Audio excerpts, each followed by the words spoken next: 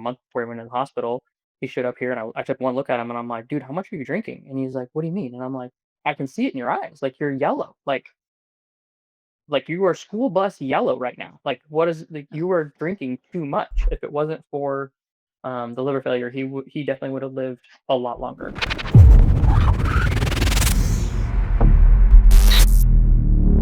Today, we are talking kind of a little bit about you, but mainly kind of about your dad, right? Yeah. And you wanna share his story of liver disease. So my dad was sober for, I calculated it out the other day. I think it was 14 years that he remained sober. And then when she passed away, that's what triggered him to start drinking again. Oh. And then was it worse the second round? Um, it's tough to say what's worse. Um, ag- so growing up as a kid, there's parts of it that I don't remember right because I was just a kid. I was too young, didn't really understand.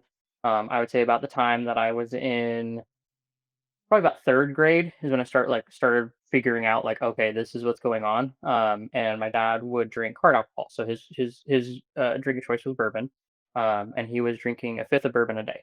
And he would turn into very stereotypical raging alcoholic, angry, took it out on everybody, and you just never knew what you were gonna which version of him you were gonna experience day by day. And it's to the point where like we got in the car to go somewhere. He always drove.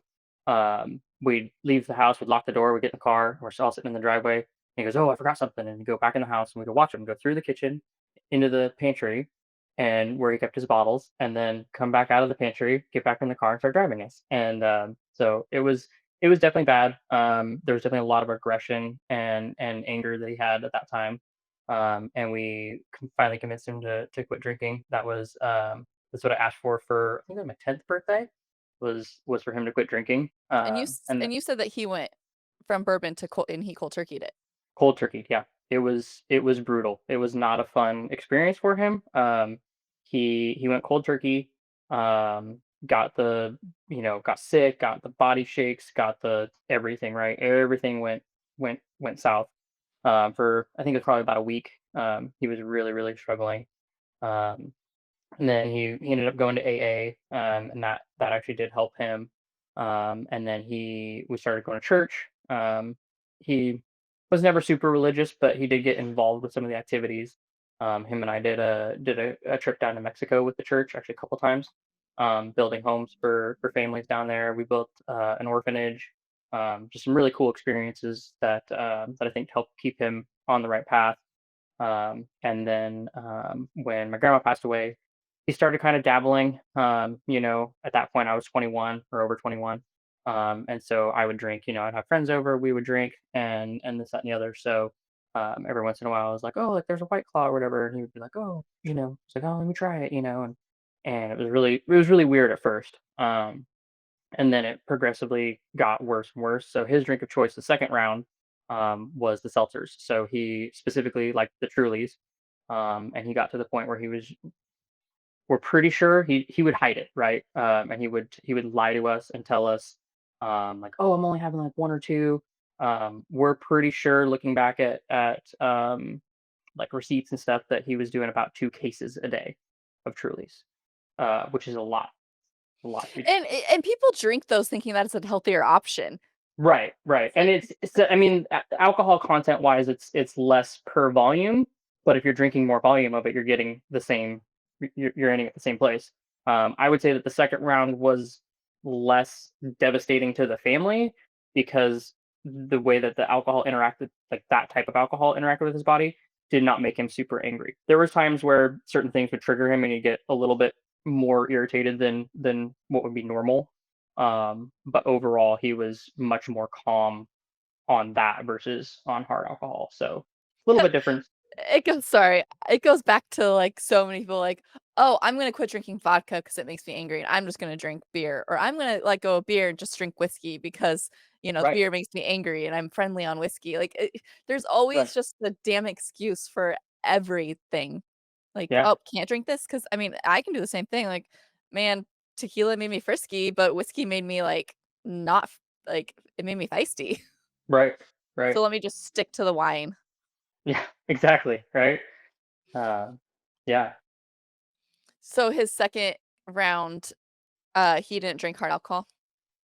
No, I mean, well, tough to say. We found my mom drank a little bit, very, very seldom, probably once a year was kind of her average. And so she had certain bottles, right? She had like Kahlua and Fireball and some of the other ones, right? That every once in a while she's like, oh, this would be good. Um, and she found empty bottles of that, of like her bottles. They were still in the cupboard, but they were just empty. And she was like, well, I definitely didn't drink that much. So we think that he did. We don't. We have no way of actually knowing. Like, yes, for sure, I saw him drinking it. Um, if he did, it was very seldom because he wouldn't go buy it, right? So it was just whatever happened to be in the house. Same thing with wine. He was never a wine drinker, and we found countless because of my industry. I have unlimited supply of wine, and so that So was like one of the things. Go ahead. so I do wanna talk about you being in the wine industry, but I really wanna talk about your dad first because you're also on your own sober journey, still working in the Correct. wine industry, but we really Correct. wanted to talk about, how alcohol affected your dad and you growing up and, Right. going forward. Yeah, so it's kind of a two-part thing, right? So, Right. yeah, so we found, empty wine bottles and stuff. We also found out after he was in the hospital, um, long story short, he had a credit card that my mom was not active on. She knew that he had it. She just wasn't active with it. Well, when he went in the hospital and it went past, 30 days of being in the hospital, she's like, well, I need to get access to these things so that way, bills get paid. And so when she got access to it, we found out that he got charged for a wine club membership. And we're like, that's weird. And we knew that my grandmother, so that account specifically, he transitioned from when my grandmother passed away, he inherited that account. And so she was also a member of the wine club. And so originally he was like, when she passed away, he found out she was part of the wine club. And so he was like, oh, okay. And he told us that he canceled it. He didn't. So I ended up having to go pick up the wine. This, and the other. Anyway, so we found in the shop and in the garage and stuff, we found empty wine bottles that he had just drank the whole bottle by himself, hiding it. And so I think it got to the point, right, where it was just whatever he could get his hands on, is what he consumed. But it was a lot easier for him to, oh, I'm just gonna go to the store real quick and grab, some stuff for dinner, because he made dinner, and so he would go to the store, go get something for dinner. We'd also grab a couple cases, throw them in the trunk of his car, and leave him in the trunk of his car or whatever. So, uh, So, so I kinda wanna go back a little bit. So, mhm, he stopped when you were 10, and mhm, then he started drinking again when you were right around 21, 22. How mhm. long did he like, what is the time from the beginning of his 2nd, um, phase of drinking, I guess you can call it, uh, like, until he passed? Or what did he try quitting Mm, drinking anytime in between there again? So he did try to quit drinking in between there. I can think of at least one, probably two times that he detoxed from it. There again, getting super sick, getting the shakes, the whole works, right? Off of Very, White very Claw and wine? mostly off of White Claw, yeah, or Trulies or whatever, yeah. It was, I So mean, for he was, listeners, like, White Claw's no better for you, yeah, obviously. Like, you could yeah, withdraw from these seltzers. yeah, and I mean, obviously, definitely part of it was the amount that he was drinking for sure. But But it's yeah, also like it's just the same. yeah, it is because it's like I knew a farmer back home that would drink probably 2 cases of Coors Light, and that's about the same alcohol content. So, I Mhm. mean, it's about no different. Yeah, exactly. So, he attempted a couple times, and every time he went through it, he was like, "I'm not gonna drink again. I'm not gonna drink again." And then slowly but surely, he just got right back into it. So, and unfortunately, it was one of those things where my parents, they live alone, just the two of them, and it just turns into my mom, nagging him about the drinking, right, and then that just turns into something, right. So then, for her, from her perspective, it's like this never-ending fight that she just doesn't want to fight anymore, about it. And it's tough for me and my brother because we aren't there every day. We aren't there all the time. We aren't around a lot. So we didn't I don't think that any of us quite realized, and on top of that, he's hiding it. So I think part of it was, nobody realized quite how much he was drinking, and then to like the severity of the level of drinking, right? So, um, there was times where he'd call me, and I'm like, okay, like it's the end of the day, you're definitely buzzed, but They think that they can hide it, but they yeah, really cannot. oh, yeah, no, and, we did a camping trip with them, a couple years ago, and he brought his own truck and, met us down there, and he parked behind the camper where you really couldn't see it, and it was, like, every 20 minutes, he was like, "Oh, I gotta go get something out of the truck." I'm like, "How can you have anything left in the truck, my guy? Like, I know what you're doing," you know? And there's been times where, like, he came down to our house to we were working on a project or whatever, he's coming down to help, and, actually specifically, a couple months before, like a month before he went to the hospital, he showed up here and I took one look at him and I'm like, dude, how much are you drinking? And he's like, what do you mean? And I'm like, I can see it in your eyes. Like you're yellow. Like you are school bus yellow right now. Like what is like you are drinking too much. And he's like, oh, I've only had like, only a couple a day or whatever. And I'm like, that's more than a couple a day. Um, and while he was here, he was drinking. We did an event, a charity event a couple years back where so we like to do the off-road side by side stuff, Mhm. and we went to go do one of those. Well, it was for foster children who have never experienced doing that. And so basically you get to take a foster kid in the passenger seat for the day and go drive around out in the sand and stuff. And it's a lot of fun. And he very specifically would not drink that day. That was one of those. There was several days in his time that he very specifically wouldn't drink, and that day was one of them. As soon as the kids were done, as soon as they were, able to get out and they were released, first thing he wanted to do was go back to the truck so he could get a drink. And, he didn't drive after that, but that was like he was kind of chomping at the bit to get back, because he was starting to feel the effects of not drinking. So, Yeah. yeah, it's yeah, it's pretty bad for you. I So he passed away less than 6 months ago at the time of this recording, so October 2024. Hmm.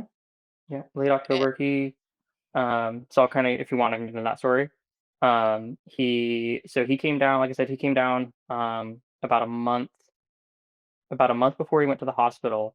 He came down. I talked to him. We worked on a project, whatever.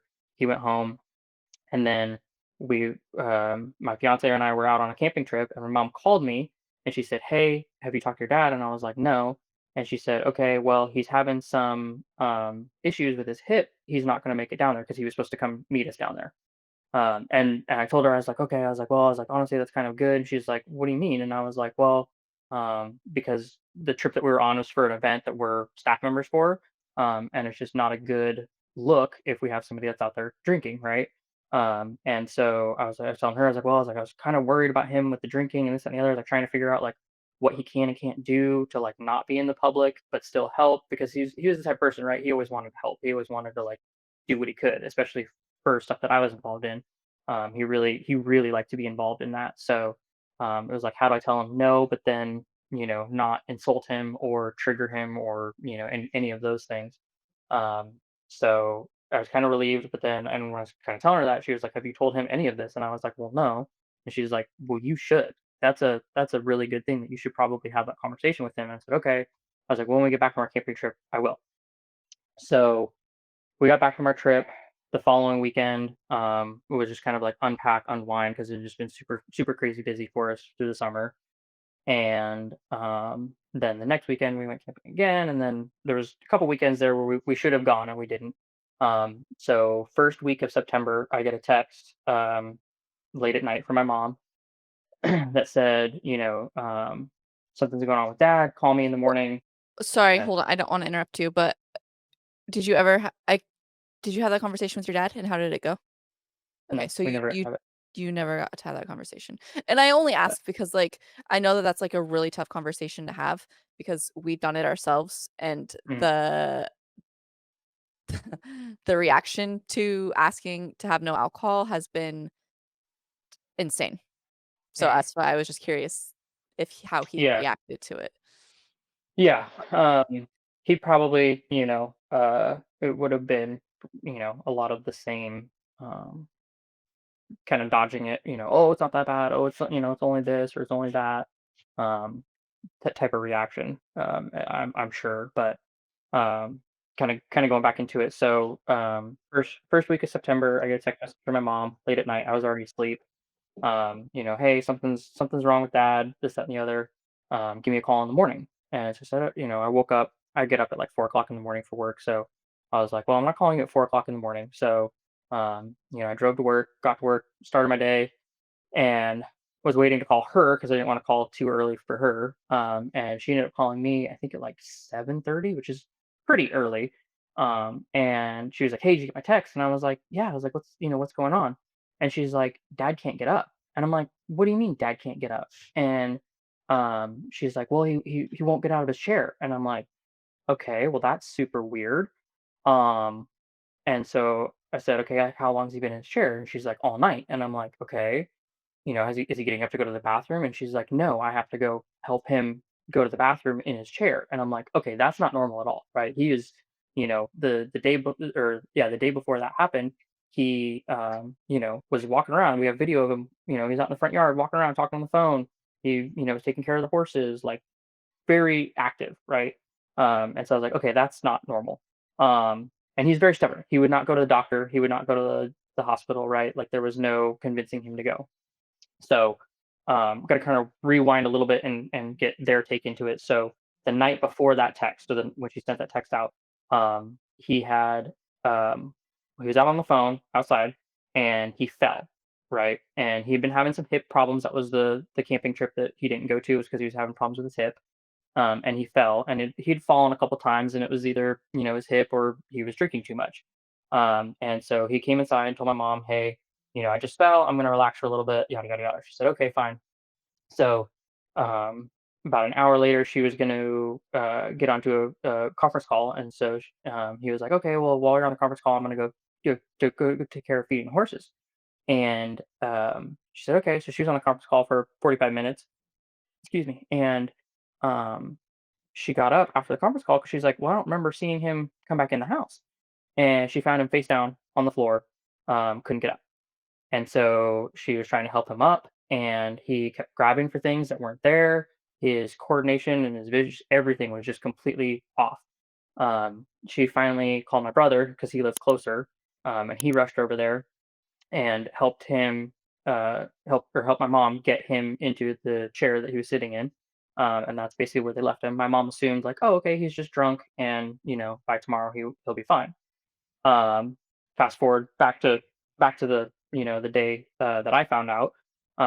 So I said, okay. I was like, well, I'm getting in the car and I'm driving up there, and we're convincing him to go to the hospital. So my fiance cut off of her work. We jumped in the car. We rushed up there. We got there. I took one look at him and I looked straight in the face and I said, dude, you look like shit. Um, and he was, he was just sunk in the chair, leaning to one side, yellow. Like, I mean, he looked the worst I've ever seen him. And we finally convinced him to go to the hospital, and he was like, "Okay, let's go." And so we tried to get him up, and it's basically me and my brother holding him up. Is he a big And guy? he wasn't that big. No. He had a belly, but he was probably, I'm gonna guess, 220 ish. So he wasn't like crazy big.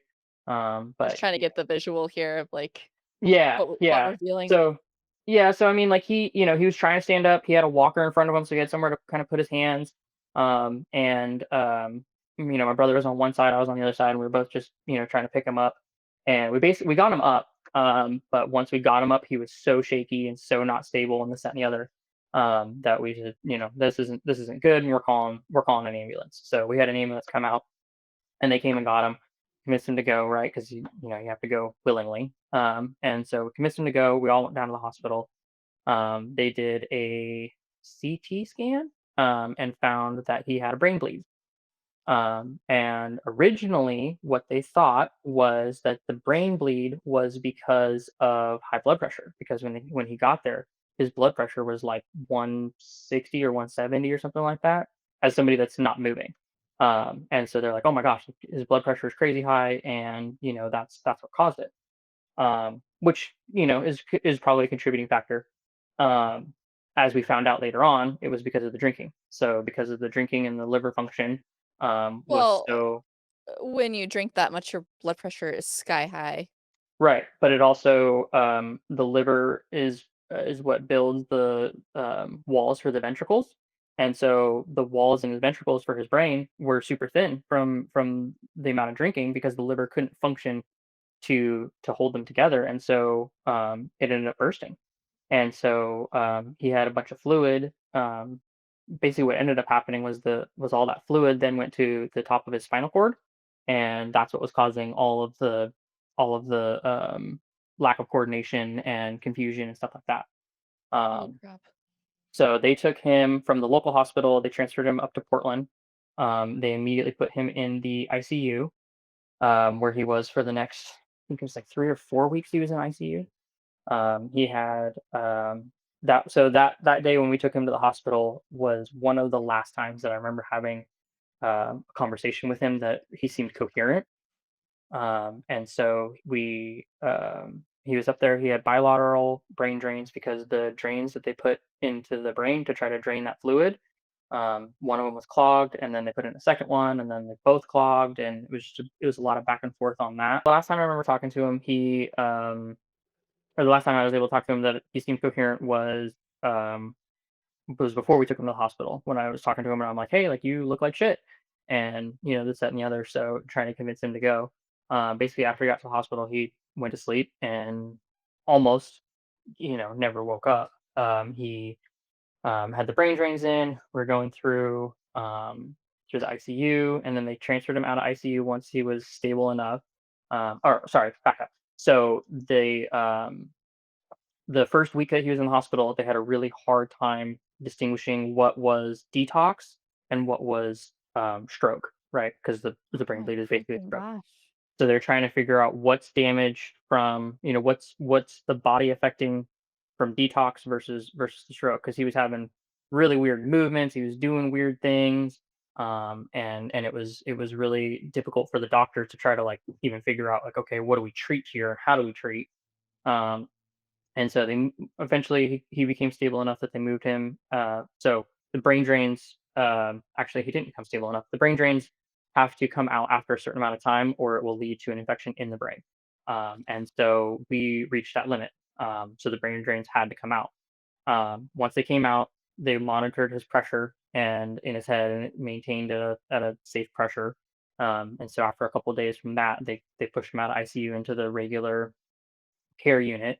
And then from there, he was in there. He bounced around a couple different places within that hospital. He was there for probably another week or so. And he would wake up every once in a while, and you'd tell him like, "Hey, I love you." He'd say, "I love you too." Um, you get, the lights, the lights, the eyeballs, would open up, and you'd kind of see some stuff, and he would say random things at random times sometimes, and so a lot of that probably had to do with the stroke. um Towards the later end of his hospital visit, he ended up going they took him we had to, go have meetings with the doctors, and they kind of told us the path that he was on, and what it was looking like. um and So can I ask you how you're feeling like through all of this? Like when you have to talk terrible. to the doctors and like Terrible. It was awful. I mean They obviously it's awful, but like they I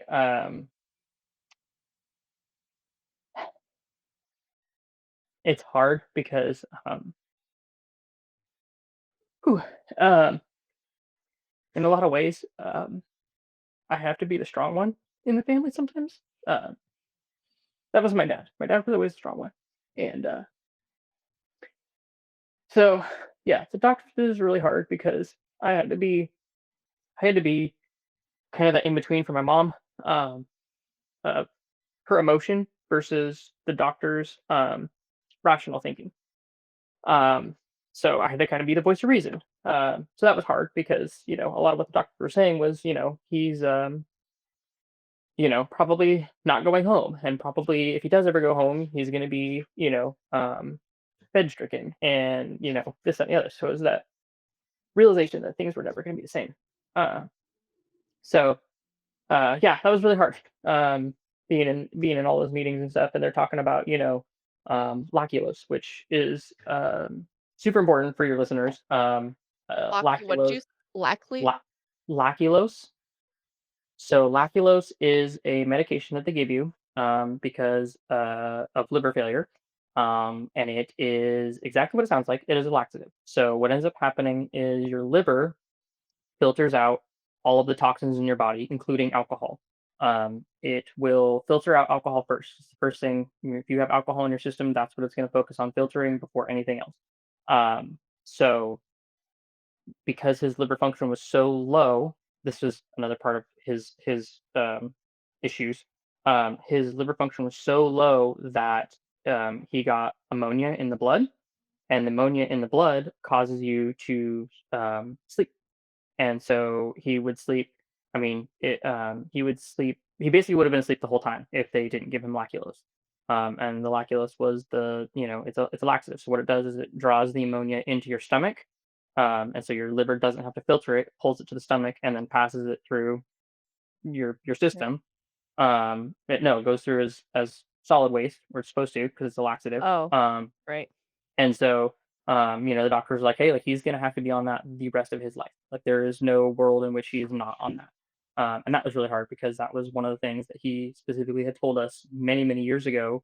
I do not want to be in a state where, where I'm having to be taken care of like that. Yeah. I think That was that's really very hard for most people, men in general.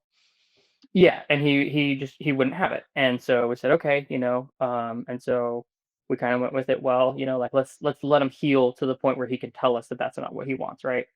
And so that was one of the, more horrible things for him in that experience. Um, but kind of going back into being in the hospital, so with the ammonia levels being high and him sleeping all the time, with the stroke and with the liver function, he was not awake a lot. Well, because he wasn't awake a lot, he was also not working on his motor functions and stuff.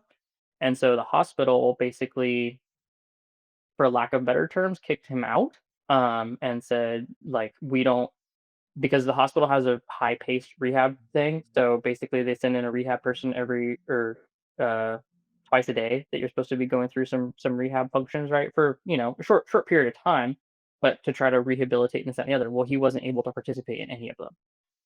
And at that point, at that stage in his health, they couldn't send him to like a nursing home because they don't have the facilities to care for that. So he had to go to a specialized hospital, long-term care hospital. He went to a place called Vibra up in Portland. It's like one of the only ones on the West Coast that's like that, and it was awful. He almost died there. The fact that he didn't die there is shocking. Um, they did not take care of him to the level that he needed, and he was only there for a weekend. I got there A weekend? a weekend. Yeah, he was there for 1 weekend. He He almost went in and he almost died. Yeah, so he went in. Um, and so at the time I was still working. I didn't stop working until he came home. So uh, he went in on like a Thursday, I think it was. Yeah, he went in on Thursday, and my mom called me. She's like, "Oh my gosh, this place is amazing. They work miracles, yada yada yada." And I was like, "Okay, great." Like, hope was there, right? We were really hopeful. And I got there Friday morning, and he was asleep. And I was talking to my mom, like, "Okay, like, what's going on?" And she's like, "Well, they didn't give him the lactulose yesterday because um, his backside turned so raw from the effects of the lactulose that they were like, hey, we need to cut back on that because now we're having a secondary effect from it." And so I said, okay, well, like, he's asleep, he's not going to wake up. And it was right during the busy season for my work. And I was like, well, it's like, there's really no point in me being up here for the weekend if he's just going to sleep the whole time. And I was like, even if they give him the lactulose now, it's going to take a couple days to hit the effect. And so I was like, I just, I need to go. And so we left. And by Sunday, my mom called me and she was like, they rushed him back to the emergency room last night. He was on a ventilator, and his heart rate was way elevated, and this, that, and the other. They just were not giving him the level of care that he needed. which was really unfortunate. So at that point, we started having the meetings with the doctors of, bringing him home on hospice. Mhm. And that's what we um, ultimately decided to do. The day before he left the hospital, he was very awake, very alert, very talkative, very, um, you know, um, was very knowledgeable in the conversations, right? So it seemed like the ammonia had lifted, the stroke was kind of non-existent, and that's part of the thing that like now we won't ever really know what was liver damage ammonia versus what was stroke. Um, and the reality of it is his liver was just damaged to the point where it was not going to get any better. And because he was a drinker and because he had a stroke, he was not eligible to get a liver transplant for at least a year. And so we knew that that was not a viable option. The only other realistic option, there was a private healthcare facility that we could have sent him to, which would not have been uh, the life that he would have wanted. And we know that because he would have been, asleep most of the time, bedridden, going through all the same things as he was in the hospital. And it would have cost us about $10,000 a month. And Crap. there was, we're like, okay, we could do that for a couple months and then what, right? And so, that wasn't really an option. And so, we knew what his wishes were, about, at a certain point, let him go kind of thing. And so that day when he was very lucid in the hospital, we tried talking to him multiple times about, going home, being on hospice, this, that, and the other. And at that time he was super stoked. He was like, yeah, yeah, yeah, let's go. And okay, cool. He knows what he wants. He's comprehending it. This, that, and the other. So we took him home, and um, that experience was not one that um, we were quite ready for. Right. The level of expectation that like what we thought was going to happen versus what actually happened as far as coming home on hospice. Because at that point he was being tube fed, and he was getting his hydration from IVs and stuff. And when they said you go home on hospice, you don't. That's life saving support. Sorry, I should back up. So part of the reason that we also had to bring him home, and made that decision was we could have kept him in the hospital. We could have kept going down that road.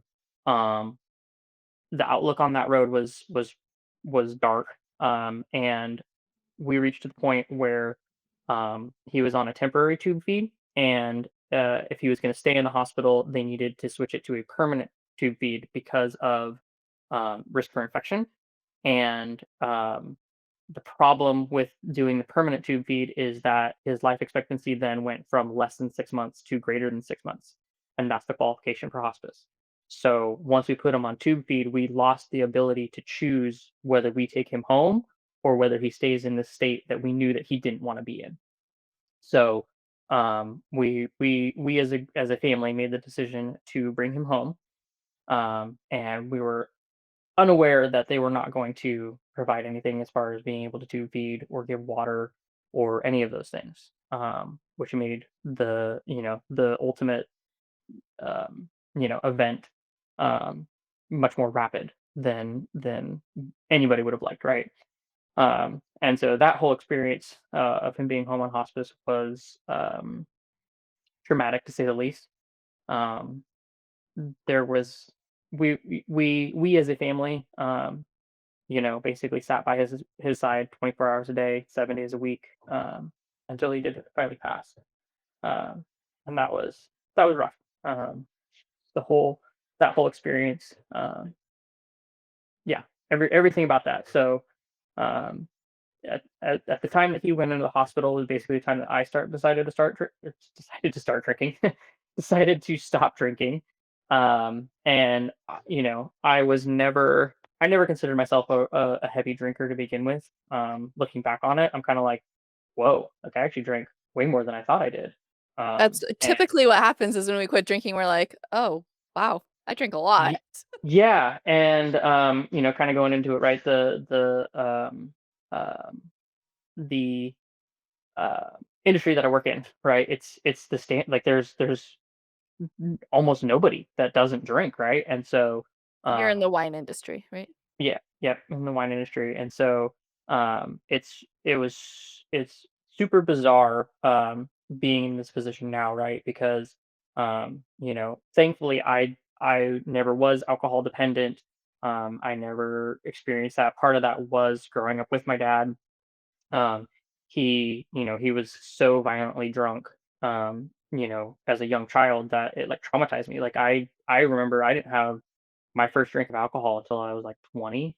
So And that you're was the type that saw the way your parent was and chose to go the opposite. Like, some people follow in 100%. their parents' footsteps, and that's where really feel like alcohol is more of an environmental, learned behavior than it Mhm. is necessarily genetic. And Yeah, yeah, that's and I just my mean, opinion, but, like, yeah. for your situation, your dad was an alcoholic, Mhm. and you never became dependent on alcohol because of seeing the way your Right. dad was. Right, and yeah, I mean, it was yeah, as a young age, it was traumatizing. I remember, I was at a friend's house one time, and in high school, and their dad came home, and totally normal, right? We're sitting on the couch, watching TV, hanging out, and dad came in off of work, came in, grabbed a beer, cracked open a beer, and literally as soon as the beer can cracked, I was in complete terror and wanted to get out of the house because I was so scared. Like it was crazy. And so like that was the level that I had for like alcohol, where it was like, this is not something I ever want to partake in. And then through life experiences and things, right, I learned like, oh, okay, like there are people that can just, like have alcohol and not be that. Um, and so that kind of changed how I looked at it. And so, by the time I was like 20, 21, I mean, the first time I can tell you the first time that I got drunk was after I was 21. Oh, wow. Like the first time I was like, okay, like I'm definitely feeling the effects of it, right? Like before that, it was like, oh, have like, a beer or part of a beer or whatever. And so, I delayed drinking, and I think that definitely helped in keeping me, from becoming dependent on alcohol. Um, and there was definitely a time in my life, right, where, it was like, "Oh, let's go to the bar, every Thursday or every Friday or every whatever," and, this, that, and the other, and it was kinda like, and usually I'd have 1 drink, 2 drinks, like, I was the type of person that could keep it to a limit, for the most part, and, but it was still consuming a lot of my time and a lot of my energy, and, I was still doing it way too much, and then, I found myself in the wine industry, and so, we've got as employees in the wine industry, we get wine for free, right? Like a lot of times, like that's our Christmas bonus is we get a case of really nice wine, and they'll do giveaways where it's like, hey, like we're giving, we need to deplete this inventory, because it's to the point where it's not to our level of standard to sell to a customer, but it's Mm. still safe and consumable, right? And so they do donations and they do this and they do that. Well, if they have too much of it, then they start giving it away to employees. And so, um, so it's like we have basically an endless supply of alcohol if we want it. And thankfully, I was never a big wine drinker, but as time went on, we would do social events. We'd go to dinners and we'd go do things and this, that, and the other. And I found myself being like, oh, okay, well, I really enjoyed that glass of wine. I want another glass of wine. And the only time that I have ever gotten sick from drinking alcohol, was from drinking wine because we did a family thing together, and we're like, oh, like we have all these different types of wines, let's try them, and this that, and the other. And I was like, well, if we open the bottle, like we got to finish it, right? Right. And so so yeah, I got sick from that, and that was rough. Don't ever want to do that again.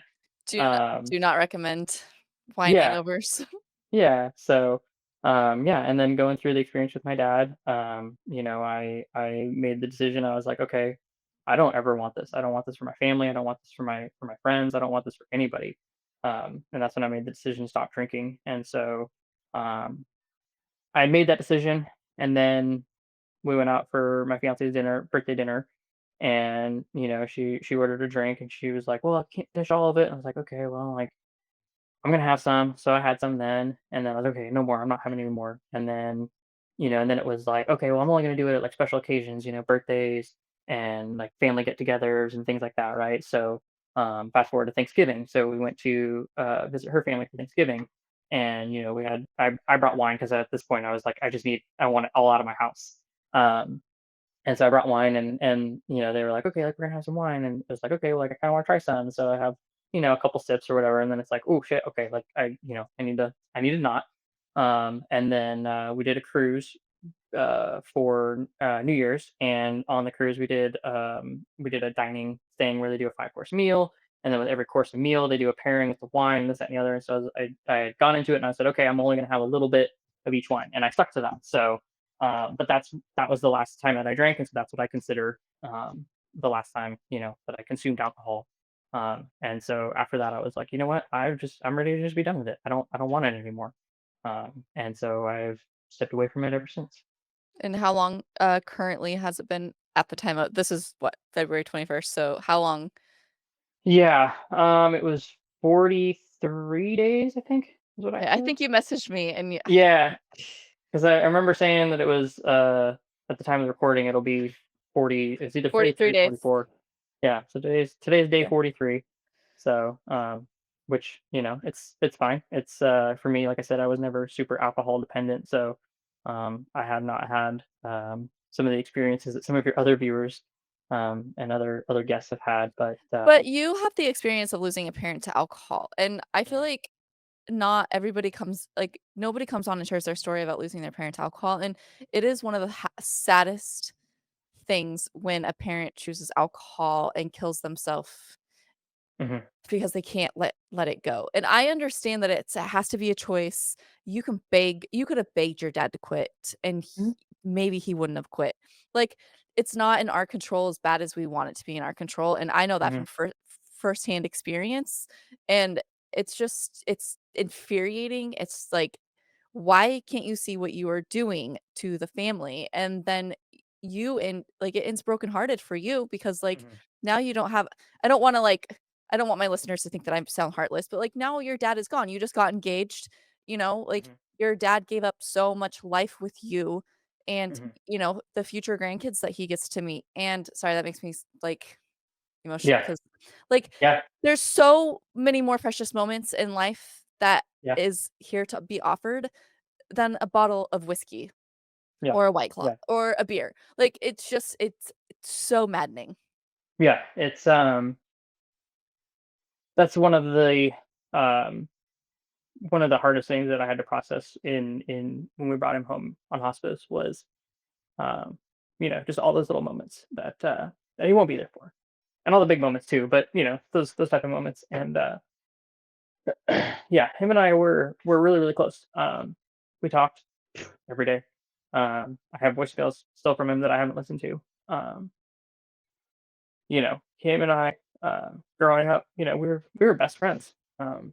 He A lot of time um, he wasn't employed, or part of the time. So when he was sober, he was a school bus driver actually, and because of that, he was home a lot. And so a lot of times, like, I'd be waiting for the school bus, or whatever, and he'd come driving up, because he had the early routes, right? And so he would get off work and he'd rush over to Safeway or whatever and get some donuts, and he'd meet me at the end of the driveway as I'm waiting for the school bus, and give me a donut before I go to school, or Aw.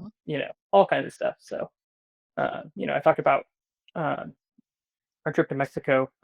We went down there and worked, and we owned a horse ranch, and so every day, every weekend, everything was doing something on the ranch. Always something needed to be done, and so it was always me and him, doing whatever needed to be done, and now it's just me, which I'm actually really angry at him about, because I now live 2 hours away, and my mom's very capable of doing a lot of things. My brother's very capable of doing a lot of things. There's a lot of stuff around the ranch that still needs to get done, and so that's been basically every other weekend, um, almost. I go up there and have to do something.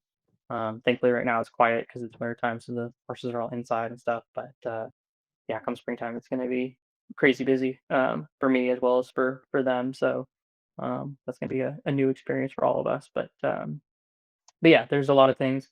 Um, I was able to. He My fiance and I have been dating for, oh, she's getting mad. Almost 6 years. Almost 6 years. I had to do the math on that. And so in that time, when her and I first got together, I was living with my parents, because crazy. I was living with my parents because when my mom, when my grandmother um, got her second round of cancer, I was living in an apartment with a friend of mine, and he uh, I was living in an apartment with a friend of mine, and I knew that my dad was going to need help at the ranch because the horses and the things and this that and the other, and I was in a pretty not great financial spot. And so I said, you know what? I think I should move back home for a little while, get myself taken care of, help them out, get through this process. And, one of the things that I was really worried about was that he was going to start drinking again, which is exactly what happened. And I wanted to be there, not as much for him, which is weird thinking about it now, but more so for my mom because I was concerned that his drinking was going to turn into the angry, violent drinking again, and I didn't want my mom to be home alone with that. And so I made a decision to move back home, and so I was home for a couple years, and he had got the chance to meet my fiance and spend time with her, and for a lot of times there's a lot of times where her and I spent more time with our families than we did with each other because of our work schedules, and she lived 2 hours away, and so I'd go down to her house on the weekends, and she lived with her parents, and so I'd spend the weekends down there, and most of the time she was working weekends, so during the day I was with her parents, and then during the week she had off, and so she'd come up, and my parents were there, and so she spent a lot of time with them, and so that was really nice that they got the opportunity to do that. But when when he came home, um, I'd already made the decision that I wanted to propose to my fiance, um, but just like things going on and this that and the other, and so I was like, okay, like whatever. And so one of the very last things that I remember saying to him while he was coherent was that I was going to ask her to marry me. And he was the first person that I told who was my best friend. And yeah, it's hard to visit him. Sure. So yeah, there's definitely a lot of memories that he won't be there for. So just tough. And I just my heart breaks for you because I just like, we see it in our family, and I grew up with somebody that passed away before he got to meet all of his grandkids, and I had a friend that I worked with, and she lost her mom because of alcohol as well, and I'm like, "Man, she didn't get to be here for the wedding day to meet these beautiful grandbabies," and, like, we have, people in our life that they're not spending time with our kids because of Right. alcohol, and, like, it just, like, it's so sad, and, like, from a child that lost a parent to alcohol, like, if you could, like, help somebody, like, give them any advice or, like, I don't know, like, that pain is something that like, we lose parents, I understand, and we lose people in our life, but, like, unfortunately, when it's a choice Mm. that you could have given you at least 10 more years, maybe if they would've put the bottle down, um, Oh yeah. like, I sorry, my head like, my heart and my head are, like, trying to bite my tongue. Um, I I feel for you. Like, my heart literally breaks for you because, like, I don't understand why people are so selfish. Yeah. I mean, as far as advice goes, I mean, there, like you said before, there's nothing, that I could really have done or whatever. I tried to be there for him as much as I could. At the same time, I'm 30 years old and I have my own life that I have to live, right? So it's this like constant struggle of like what's the balance, right? Where do you draw the line between okay, I'm going to be here and help you versus I'm going to do what's best for me, and especially that same aspect, right? Like you're not helping yourself. When I was there, it was he was drinking and this that and the other, but at least at that there was I was around, so I was also kind of keeping him busy. I think that was part of it. Um, but because he was at the point where he was basically retired, and he didn't have to work, and he, really had no obligations other than to the ranch, he had a lot of time. And I think that with that, he basically sat on, what he was feeling. He never, he was that person, he's not going to go get help. He's not going to go talk to somebody. He's not going to do any of that stuff, right? And so that was part of it, was that he was, dealing with the traumas of um, losing his mom, on top of, excuse me, on top of uh, just the addiction, right? The just the Right. just the being addicted to alcohol. And I would say that, having listened to several of your podcasts and talking with other people and stuff, right? Like that's a demon in itself, right? So you've got, just all these traumas going on, and then I think he just, ended up with too much time on his hands, and it ended up with a bottle to try to just kind of numb it all. And rather than, um, I tried I tried numerous things, trying to be like, hey, like, if you stop spending money on alcohol, we could take that money and we could go, travel and go do things, and we could go, so he, this is, sorry, mom, this is going to be a little sore subject. He helped, Katie and I, my fiance, get a fifth wheel, RV. And he did so not telling my mom. Um, Oh. so it's been a whole thing in the family. He did a lot of things without telling my mom, and that was, he definitely hid a lot. There was a lot that he was hiding, and a lot that he did that um, was not okay. And so, regardless of all that, he helped us get the trailer, and he was part owner in it, and that and the other. And so, I told him, like, hey, like, let's go, stop drinking, and I told him, I was like, we can't, we're not in a position to financially afford to go all the time. But if you stop drinking, like, the amount of money that you're spending on alcohol, we could put that towards the gas and the campsites and the this and that. We could travel, go do stuff. And, he's like, "Yeah, yeah, yeah, yeah," and he was all about it. And then, it never stopped. There was never enough motivation, to get him to stop. The first time that he did stop, the motivation was, my mom, basically showed up with divorce papers and was ready to divorce him, because of how bad it was. And I was going to school counselors, and was like, didn't want to go home because of how bad it was at home, which was the reason my mom was ready for divorce papers. Um, and I told him, what I want for my birthday was for him to quit drinking. And it would have been 6 days later after that is when he quit drinking the first time. So that was his motivation, was his family. And so I think, going around it the second time, that the motivation was there because, kind of to the point, the family wasn't there, right? Kids are growing up, they're out of the house, and my mom was obviously still there, but there wasn't that big of a draw for him at that point. I think, I think there was so many other life things that had happened to him that he was not willing to get help with. That. I like how you mentioned, like, he too often, and a lot of people sorry, I'm stuttering over my words. We can put the bottle down. We can quit drinking, but unless we heal ourselves, it's not gonna keep us away from the bottle.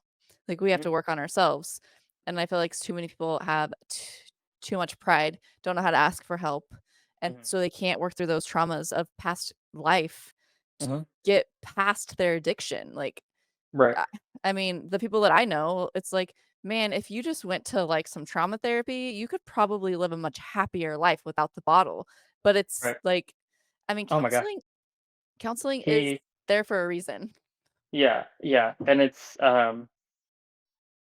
it's crazy that you say that, right? Because, the years that he was sober was the happiest I'd ever seen him. He was everybody's best friend. He, wanted to do everything he could to help everybody. And I mean, he would just go above and beyond. Um, and that's just the type of person he was. And so when he was sober, that shined through, right? And the drinking and stuff just diluted all of it, and just, pushed everything out, and to the point where he, basically only saw the negative side of life. And it's really, really sucks, because there's so much more to life than drinking and the traumas, and all the shitty things that happen to us as people. And he was in his early 60s, you said 64? 60, yeah, he was, yeah, 64 when he passed. So, um, but like I said, I mean, he was, 64 is pretty young.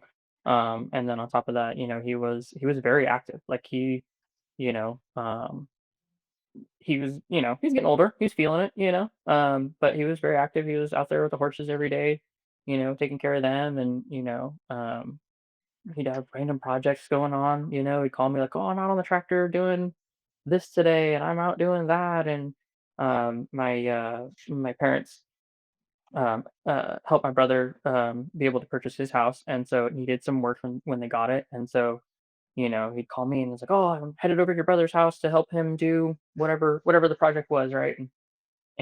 Like dads And are so supposed to. They're supposed to be there helping exactly, and being involved. exactly, yeah, exactly. So, but that was, that's what he did, and so he was always active and always doing stuff, and never really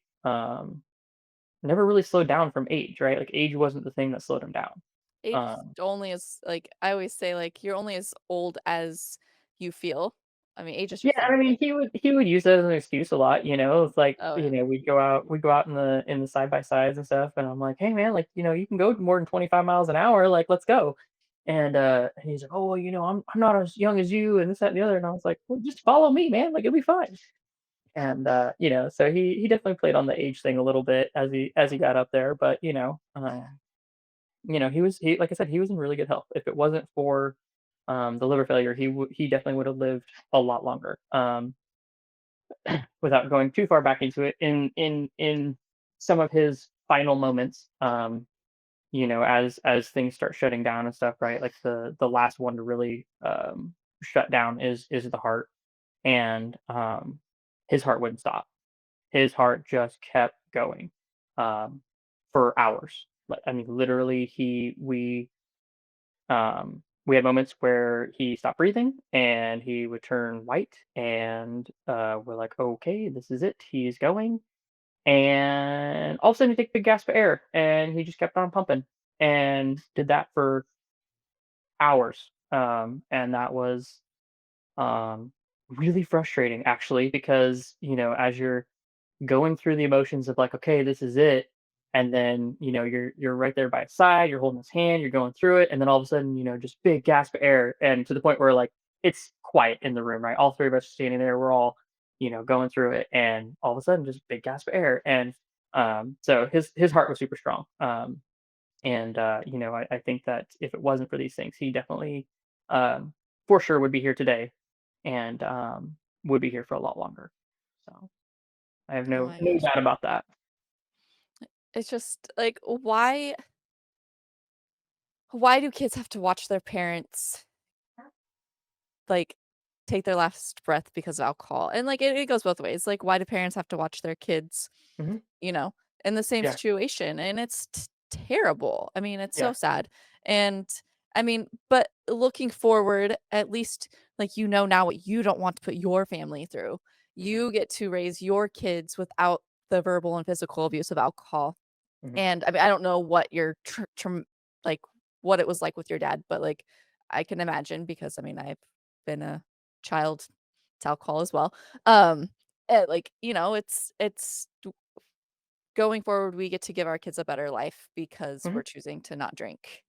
Yeah, And, yeah, part of that is you can be like, "Thanks, dad, for showing me, like, the way not to live my life." Even though he was probably a great dad to you, it's just mhm. unfortunate. The circumstances are very unfortunate, but, I'm glad that you got that time with him and he was your best friend because it's sometimes it doesn't play out that way. Yeah, yeah, yeah, and I think part of that too was, because of the sober years, right? Because during those sober years, we bonded, so much. I mean, even as a kid, a lot of times he was, um, because of the drinking, he became a stay-at-home dad, and so for a number of years, right? So it was definitely that he was around a lot. My mom worked her tail off, and provided for the family, and did that, and he was the one to stay home and take care of the kids, take care of the horses and the ranch and those kinds of things. So a lot of it was during the sober years that we just spent a lot of time together. We had a blast. We we get in all kinds of fun stuff. So it was good in that sense. And that's where the bonding really was. And then with the drinking, it kind of drifted us apart. And I remember, I had conversations with my fiance saying like shit, like, I don't want to go up to their house for a barbecue, right? Because I know he's going to be drinking, and oh, I don't want him to go to this because of the drinking, right? And it got to the point where it was like, towards the end there, where it was like we're pushing him away because we didn't want to be around the drinking. That's what Um, happens, hmm unfortunately. and then to that same aspect, it's like, okay, well, how do you have that conversation with somebody that you're so close to and that you love so much, to tell them like, hey, like, I don't want to be around you. Like, I don't want you to be around me. I don't want to be around you. And this, that, and the other, when it's like, okay, like, I know the type of person that you can be. I just don't know which one I'm gonna get, you Right. know. So yeah. Yeah. And kind of going back, you talked about the advice for other people that are in a similar situation as me. Obviously I would recommend sobriety. That's gonna be, the better alternative. Best option. Yeah, option A should be that. Because even, I mean, truthfully, so one of the podcasts that I listened to of yours, you were talking with a gentleman who was going through a very similar thing, and he was talking about, and I connected with him so well in that podcast. He's talking about sitting there by his dad's bedside, that he was going through the same thing, with a 12 Oh, pack of beer or John. whatever.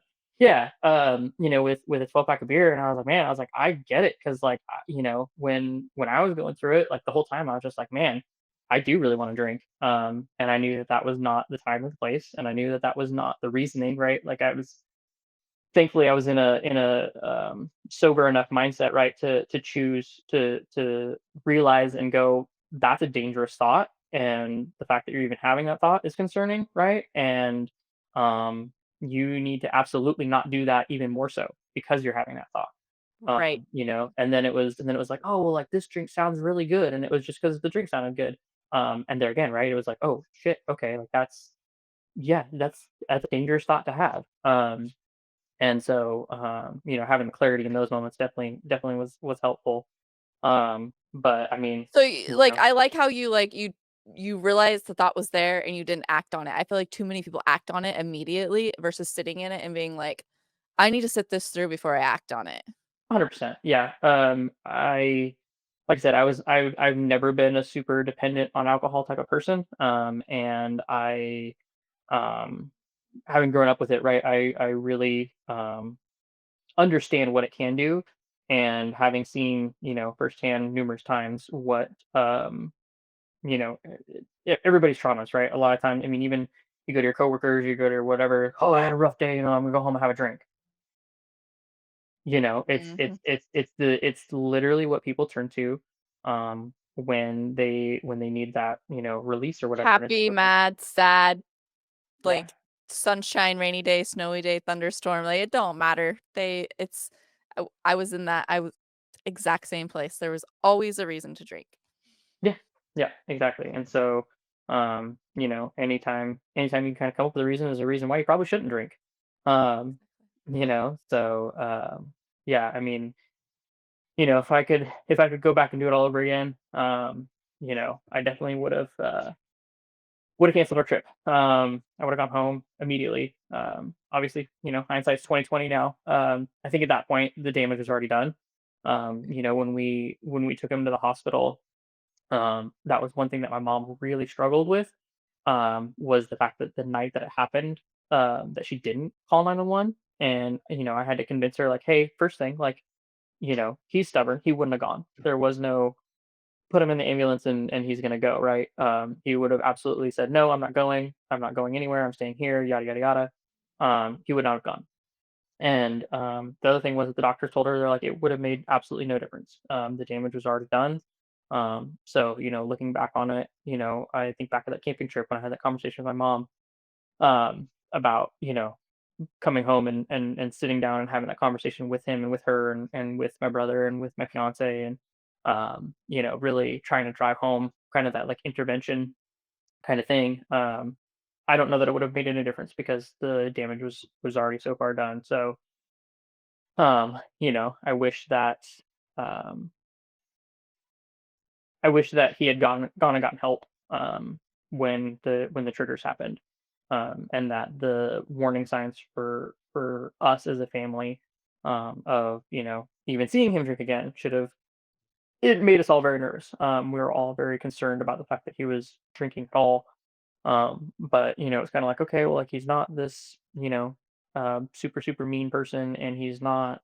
It didn't seem like he was drinking that much, so maybe, you know, maybe he's got it under control. And I think that was a mistake on our end. And Yeah, if I was to do it all over again, I would have really pushed for him to go talk to somebody and go see somebody. And you know, he wouldn't share with us. And I don't know, you know, I don't know that it would have made a difference. But you know, it would have been nice to try in that sense.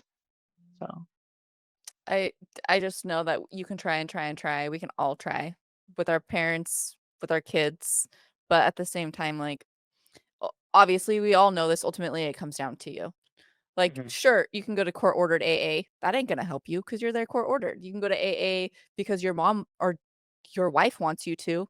That ain't gonna right, help you. Like, you have to, like, want it for yourself, and yeah, I just I could talk a long time about this. yeah, yeah. Yeah, I mean, I have, you know, other family members, right? So, you know, my uncle, he ended up passing away, from the the after effects, right, of a lifelong of alcohol and drugs. Um, my cousin, who I ended up becoming very close with, in the later parts of our lives. He actually he was one of the influencers, right, when I was going through my stuff of drinking a lot. He actually ended up coming to live with us, and you know, we'd go out every weekend, somewhere and go, you know, we go play pool, we go do whatever, you know, there was always just drinks to be had. And You know, he definitely was fighting with some of the addiction. I don't think he was to the level of what my dad was, but he ended up getting recently he ended up getting a DUI and having to go to court ordered AA and this that, and the other, and it actually completely changed his life. So for him, I would say yes, it was quite successful. So his court ordered AA ended, and he has still continued to go. Um, Good. Still has a breathalyzer in his car, so I mean, he still technically can't drink, but you know, he doesn't want to drink. He actually quit smoking and drinking. Holy Um, crap. and so, yeah, so he stepped away from all of it, and then just recently, congratulations to him, got a really nice new job where he's going to make a lot more money and do a lot better things. So, you know, I think that all the way around, you know, it's gonna be better for him. So, um, There's yeah, so I much think more to life. So much yeah, more. yeah, exactly. So, yeah, and it's kind of going off of that, right? Like it's really interesting as an industry. How involved alcohol is without anybody really realizing it, right? Like you go, you know, I consider myself a sulfur drinker when I was drinking. And so, you know, I would never come home and drink by myself or, you know, just end of the day, like, oh, I'm gonna have a drink or whatever. It was always, you know, oh, we're going out to dinner or we're going with friends and this, that, and the other. And it's crazy. Like we went out to dinner, you know, last weekend actually, and you know, we sat down, it was a nice restaurant, and you know, they have the big, huge wine list. Okay, great. What do you have that's not wine? Oh, well, here's our cocktails. Okay, what do you got that's, you know, you got any soda, you got any this, you got any that, like what else do you have? And it's almost difficult sometimes to find something that's not alcohol, and it's like this is crazy, like this is such a weird world that we live in, right? When you compare it to like you know, to other things like weed and stuff like that, where it's like you don't just, you know, walk into a bar and expect like, oh, I can just go get, you know, I can just go buy a pre-roll right here at the bar, right? Like that's not a normal thing. Right. um and so it's such a weird thing that like we have put into our culture that drinking is okay. Right. And that, you know, you can just consume it basically anywhere, right? You talk about, you know, you go to Las Vegas and you can walk down the strip. You can go to Texas and you can buy it at the drive-through, you know. We have a Um, drive-through here. do you? Yeah, That's crazy. well, it's not in my town. I think we only have one, And my friends that come from Oregon, like, Mhm. this was, like, a couple of years ago, they were so excited to go to that place, and I was like, "I've never Yeah, even been there," but I didn't realize that yeah. But yeah, in Vegas, it's, yeah. like, one of the only places that you get to walk around with the open container. Right. And so, it's interesting, right? And then, and then you compare, like, I mean, going into that, right? You start comparing other states where it's like, like Utah, it's like hard to get alcohol. Like, it's the complete opposite, right? So Pretty much a it's dry almost, state almost. yeah. And so it just kind of depends on, like, your area in that sense. But just as a culture thing, right? Like, everybody just kind of accepted that, like, alcohol is okay. And social interactions, right? So, like, we're very fortunate that we've been able to go out on the lake and the rivers and stuff basically every summer for many years now, right? And it's like, okay, like, we're going out on the boat. We invite our friends, like, hey, we're gonna go out on the boat, or we're gonna go out on the whatever. And automatically the assumption is to bring alcohol, right? Like, that's just like the normal, like, we're going on the boat. Okay, I'm gonna bring a case of beer, or I'm gonna bring a case of seltzers, or I'm gonna bring a cooler of whatever. And so it's really interesting how the social interactions lead to that. And I think that that's one of the things that is really impactful as people are doing things, because the interactions that you're having with that can very quickly lead you down a road that you're not even really paying attention. Right. Uh, so, yeah. Mm. Oh my gosh, I think a part 2 is coming. Yeah, I'd be down for part 2. Yeah, I mean, it's like I said, I mean, my story is unique in that sense, right? Because of, I mean, it's 30 years of experience. It's everything that my dad did, everything that I did, everything that, that's bled over into the rest of my world, right? Where my fiance has decided to quit drinking too. She's not as hard steadfast on that as I am, but she's very supportive of me in that sense, and I have no problem with it, right? I work in an alcohol industry, and coming back from, so I was off work for basically a month, with stuff going on with my dad, and when I came back, it was like, holy shit, how do I function every day as not only, like, losing my dad and losing that part of my life, but, like, how do I function in an industry where literally I'm doing the same thing, right? Like, I'm loading, so I work in a warehouse. I'm literally loading thousands and thousands of cases into trucks every day and sending them out, right? Like, and some of those people are going to be, it's going to be poured into a glass at a restaurant, or some of those people, are not in the positions that I'm in or whatever, but some of those people are going to be. And how do I morally find that okay? And that's something that I've really struggled with, trying to do that, and continue. Obviously, I need an income, I need to have a job, Yeah. but how do I morally find that that's okay, having been through all the experiences that I've been through, and that's been a really, really tough struggle. So yeah, I mean, it's been a long journey, in all the aspects, right? So it's definitely could do a part two, and definitely could get more in depth on a lot of things. Some of the things that kind of strips on purpose, and some of it, was just didn't get there, right? There's a lot more there, but Yeah. yeah. Well, I really appreciate you, coming and sharing, and if, your Instagram is Shot of Life?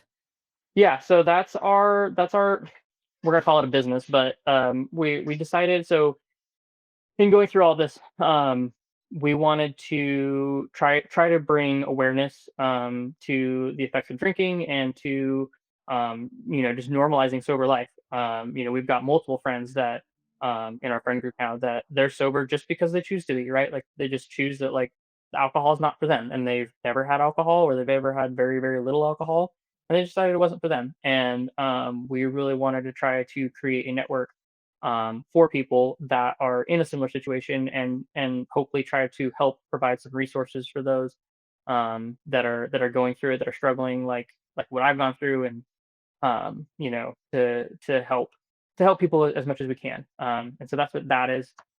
I obviously have my own personal one aside from that, and it gets blended a little bit sometimes. We cross post, and this, that, and the other. But yeah, Shot of Life is where we're at. and we're trying to promote an adventurous lifestyle without alcohol is kind of our goal. So Love it. Love yeah, it. But, well, thank you so much for being here, and I can't wait to hear, like, more of your story, and I'm so glad that you were, connected to me through a family friend. yeah, yeah. We need to talk about it afterwards, but I'm curious how the backstory is on that. So Oh, uh, well, um, yeah, well, thanks for being here, and yeah, absolutely. I Thanks for appreciate having it. me. Yeah. Yeah, I appreciate your time.